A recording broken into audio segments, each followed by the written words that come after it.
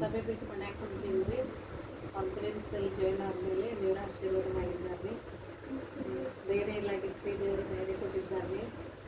ಮಗಳಿಗೋಸ್ಕರ ಪ್ರಾರ್ಥನೆ ಮಾಡಕ್ಕೆ ಹೇಳಿದ್ದೀವಿ ರೀ. ಒಳ್ಳೆಯ ಕುಟುಂಬ, ಒಳ್ಳೆಯ ಬಾಳ ಸಂಗಾತಿಯನ್ನು ಕೊಟ್ಟಿದ್ದಾರೆ. ಉತ್ತಮವಾದಂಥ ಕುಟುಂಬವನ್ನು ದೇವರು ಕೊಟ್ಟಿದ್ದಾರೆ. ಅದಕ್ಕಾಗಿ ದೇವರಿಗೆ ಸ್ತೋತ್ರ ರೀ. ಆಮೇಲೆ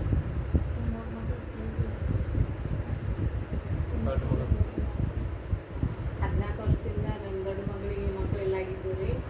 ಎಲ್ಲ ದವಾಖಾನೆ ಎಲ್ಲ ದೇವ್ರ ಎಲ್ಲ ಮುಗಿಸ್ಕೊತೀವಿ ರೀ. ಭಾಳ ಒಂದೊಳಾಗಿದ್ದೇವೆ ರೀ. ಪ್ರಾರ್ಥನೆ ಮುಖಾಂತರ ದೇವರ ಆಶೀರ್ವಾದ ಮಾಡಿದ್ದಾರೆ.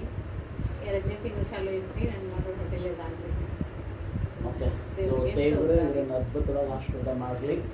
ಸೊ ಕಳೆದ 3 ತಿಂಗಳಿಂದ ನನ್ನ ಜೊತೆ ಇವರು ಕಾನ್ಫರೆನ್ಸ್ಗಳು ಜಾಯ್ನ್ ಆಗ್ತಾಯಿದ್ರು. ಸೊ ಇವ್ರ ಮಗಳ ಮದುವೆ ವಿಷಯದಲ್ಲಿ ನನಗೆ ಪ್ರೇರಣೆ ಕೊಟ್ಟಿದ್ದರು. ಹಾಗಾಗಿ ನಾನು ಇವ್ರ ಮಗಳ ವಿಷಯವಾಗಿ ಪ್ರಾರ್ಥನೆ ಮಾಡ್ತಾ ಇದ್ದೆ.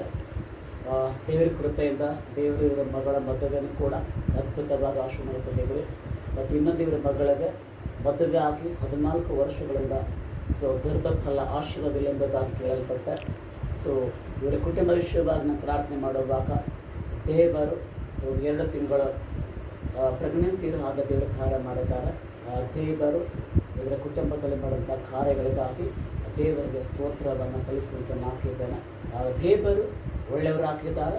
ನಾವು ದೇವರನ್ನು ಪರಿಪೂರ್ಣವಾಗಿ ನಂಬುವಾಗ ದೇವರು ನಮ್ಮ ಮಧ್ಯದಲ್ಲಿ ದೊಡ್ಡ ದೊಡ್ಡ ಕಾರ್ಯ ಮಾಡುವಾಗಲಾಗಿದ್ದಾರೆ.